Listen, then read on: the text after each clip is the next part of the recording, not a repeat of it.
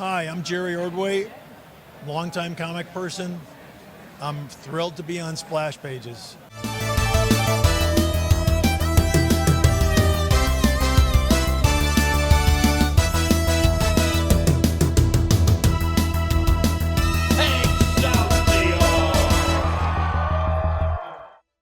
Hey everybody, Kari and Ratatoskr here at Terrificon. We're getting our last interview in for the con, for me anyway.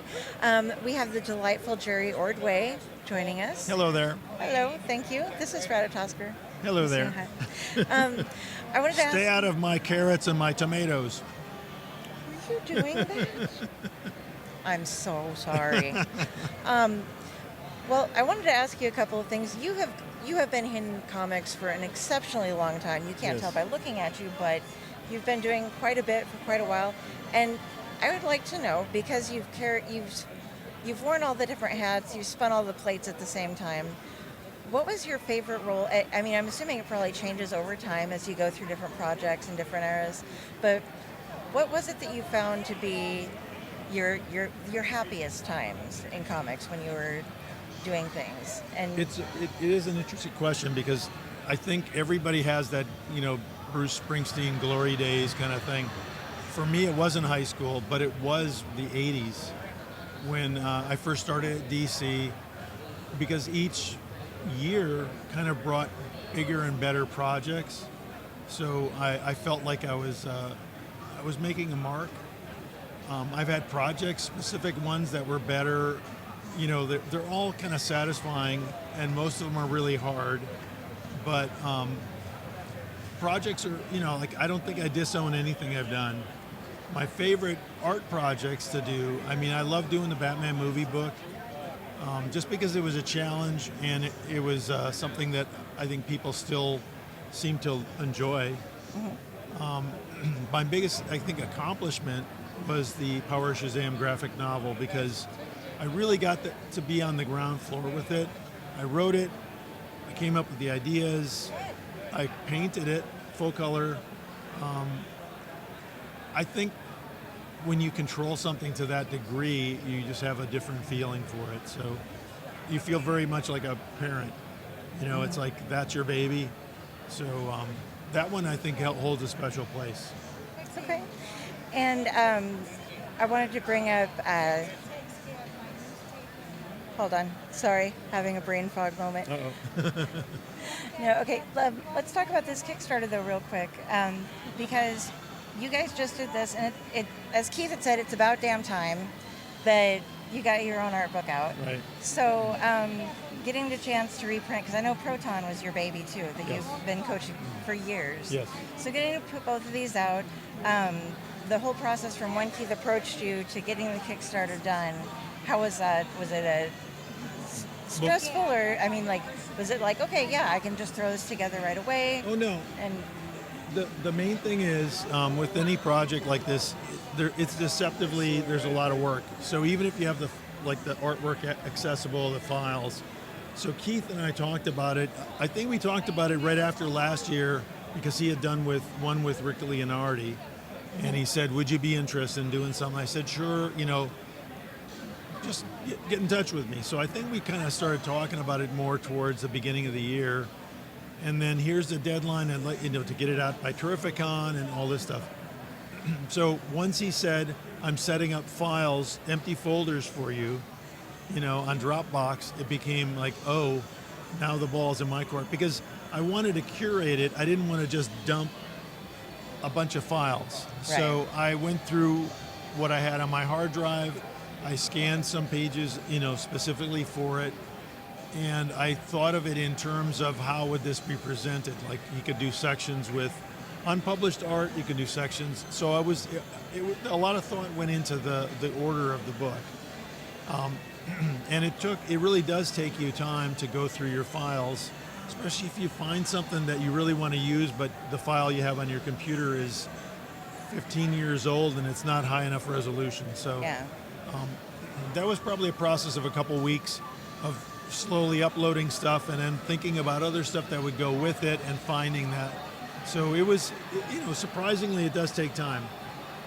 Once we got that done, Then it was an approvals thing, and it went to his designer, and then we, just worked on the details of how it was going to happen. What were you going to offer as an advance, like a special level, whatever. So how many sketches should I do? How many remarks am I doing? Signatures. That's all kind of nuts and bolts stuff, and he was good at. He'd already run these things, so I think once that happened, we hit our goal like within a day. The initial goal, and he said, wow, I guess we don't have to work as hard or whatever, but he still worked it, and we still added stuff to it. So I felt like, for me, I really want to put out something that people can appreciate. It's kind of it's not really career spanning, but having it using the Proton thing and having just done a new Proton story, the new Proton story, the actual story circles back to my doing it as a kid when I was in high school. So there are some pages in here from the 1974 version of Proton that are organically tied into the story. So I have ideas for this stuff as I'm going along. I know where I'm going with it, but I could be out driving and I'll go, oh, you know what? That would be a perfect place to introduce this comic existing within this world. So that was kind of fun. Okay, this one's kind of an odd question, perhaps. I think it was 1996, you did an interview with someone, and you mentioned that inking was a really strange job to have because you didn't feel that, you felt as soon as the inker was done, the page still belonged to the penciler. Yeah. So my question to you is, when it goes past being a black and white, if you get a colorist and you have all the lettering and everything, when does the page belong to everybody? And it belongs to everybody when the reader gets it. Okay. So any comic book, if it's a color comic book, has to go through a writer starting it, and then you get the penciler, and then you get the letterer, and then you get the inker and the colorist, and then the production person, whoever has to put that book, together for the printer. So it really does belong to the reader after that point. It's the product of many hands, despite, whoever, you don't look at it like, well, who did the most? Yeah. But it is true, like when you're inking something, you can do finishes on something, you can do a tremendous amount of work on it, but it still always belongs to the first guy who put it down on paper. That's like, to me, that's a fair assessment because it's the blank page syndrome. You know, as an inker, you're not getting a blank page. So, like I've inked Dan Jurgens in the past. We're buddies. I enjoy doing it for variety. It's fun to ink other people. When I was starting at DC, I was inking. I wanted a pencil, but they wanted me to do inking. So it came down to that aspect of wanting to not be the guy after the fact. I always wanted to be a creator. I always wanted to tell my own stories. Okay. I never thought about it in that way before, that it's like, oh yeah, I guess you're doing your thing, but it's dictated beside. It is, and you're not the guy or person who originated it. So to me, that's as far as ownership, creative ownership or whatever. We used to talk about it with regards to good inkers versus bad inkers. When I was a teenager, my art friends and I would talk about it. We'd say, like, if you were drawing something, or if you were inking the worst penciling job in the world, or the worst drawing, and you made it look great, the problem is still that it's not really yours.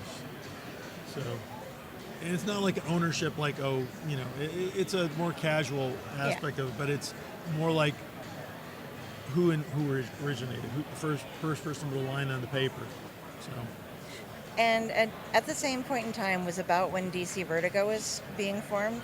And I recall that you said that when you were asked that you did not want to become part of Vertigo because you didn't feel the need to swear on a page that badly. Right. And that struck me too, as like I was a fan of Vertigo comics because I like the darker stuff. Right, so I'm the kind of horror gal. Right.